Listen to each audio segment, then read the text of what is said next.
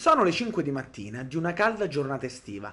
Il sole non è ancora sorto e il mare è calmissimo, condizioni che scoraggerebbero molti pescatori. Però io vi posso garantire che le albe estive possono regalare delle grandissime emozioni.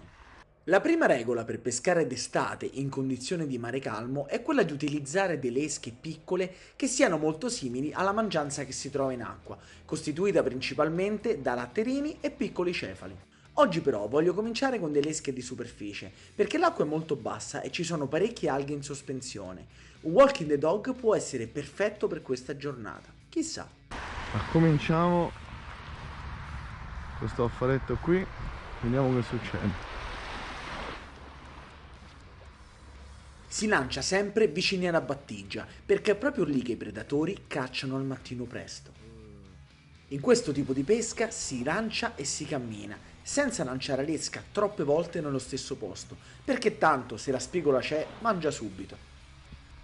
È fondamentale anche osservare l'acqua, perché i piccoli movimenti ci possono indicare sia le spigole sia le loro prede. Già dai primi lanci noto qualche movimento intorno all'esca, però non sono sicuro si tratti di predatori.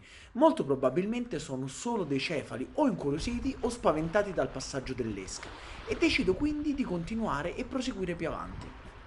Proseguendo c'è una piccola scogliera che entra nell'acqua. Questi di solito sono punti strategici perché è proprio vicino alle rocce o ad altri elementi sommersi che si possono trovare la maggior parte dei pesci.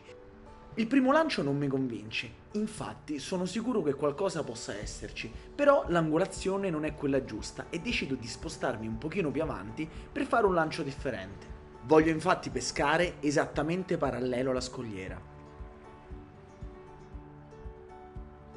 Ecco.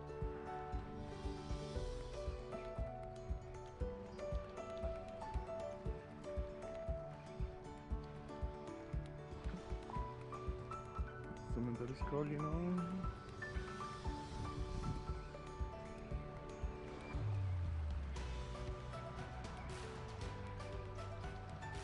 Non è grande.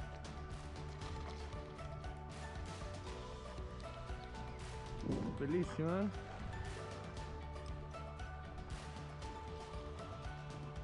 Si tratta di una spigola sui 25 cm che ha attaccato l'esca partendo addirittura da lontano. Come vi dicevo, se vogliono mangiare, i predatori attaccano subito.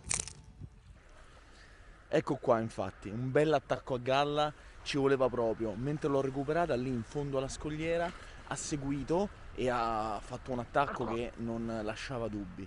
È una spigolina piccola, ora la rilasciamo subito.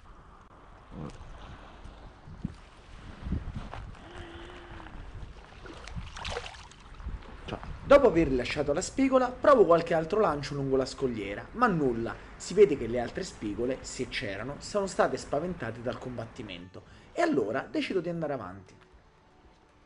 Qui sembra che ci sia una sorta di canale che esce al mare, un altro punto che potrebbe essere ottimo per pescare, e decido di fare un paio di lanci paralleli alla spiaggia. Pescando le spigole in top water succede spessissimo che le spigole manchino l'esca, mi è successo migliaia di volte. In questo caso lancio soltanto un'altra volta e poi me ne vado via per tornare dopo una mezz'oretta, lasciando riposare la situazione. Avete visto? Gli ho dato una volta, l'altra la volta l'ha seguito, però poi nulla. In questo caso è inutile continuare perché tanto li andiamo soltanto a spaventare. Ora cambio posto, poi ci proviamo dopo con più calma. Ora vediamo se riesco a attraversare qui che... Passo dall'altra parte del piccolo canale, trovandomi di Belle fronte ai queste classici segni di barbaria e inciviltà tipici del nostro paese. A volte, quando le spigole seguono ma non mangiano, anche cambiare l'angolazione di dove stiamo tirando è importante. Infatti ora ci riprovo dall'altra parte. Però ora continuiamo un pochino, voglio provare quest'altra scoglierina qui. Più avanti, infatti, c'è un'altra interessante scogliera con delle rocce emerse che potrebbero nascondere delle belle sorprese. Speriamo bene. Prima di arrivare alla scogliera, noto degli strani movimenti in acqua e decido di lanciare subito. Eccola, eccola, eccola! Cazzarola! Un altro attacco a vuoto e non è l'unico. Infatti mi sposto sulla scogliera e provo qualche lancio e anche stavolta ho qualche attacco, che però va a vuoto. Ah, cazzo!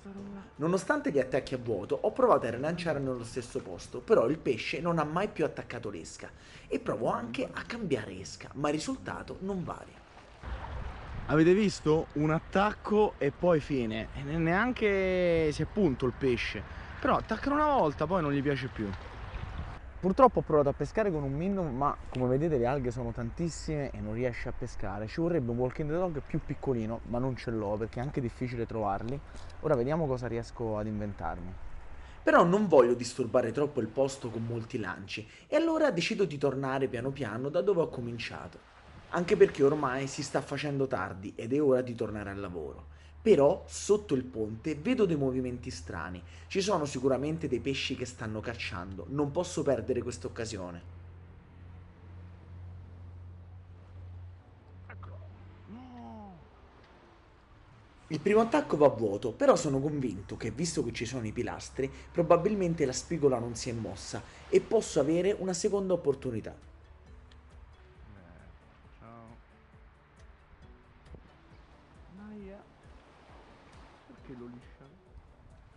Ma i lisci continuano imperterriti e decido di lanciare nuovamente dietro il pilastro. Le spigole infatti si appostano dietro gli oggetti sommersi per sferrare gli attacchi. Partita, dai! A questo punto non credo che ci sia un solo pesce e probabilmente la competizione alimentare mi permetterà di provare più di una volta.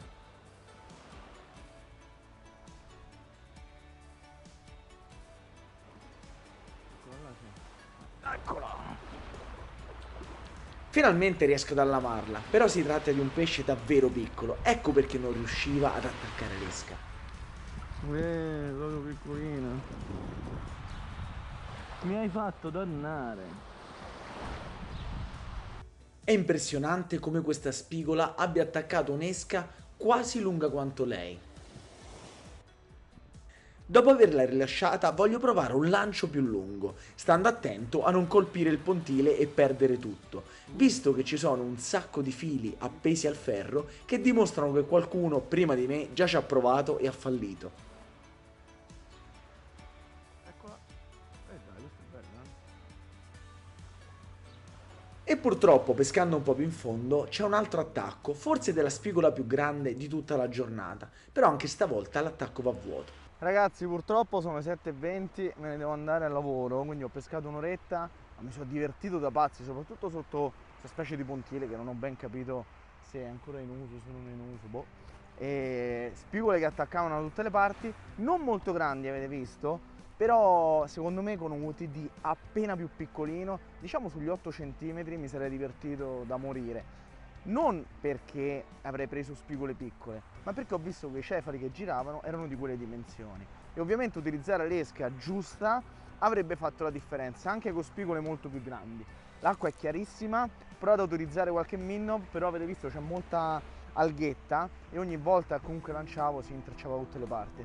Poi visto che mancano degli scoglietti, far girare un minnow con acqua molto chiara, acqua molto calma così non è sempre produttivo. Però voglio provare un altro esperimento qui.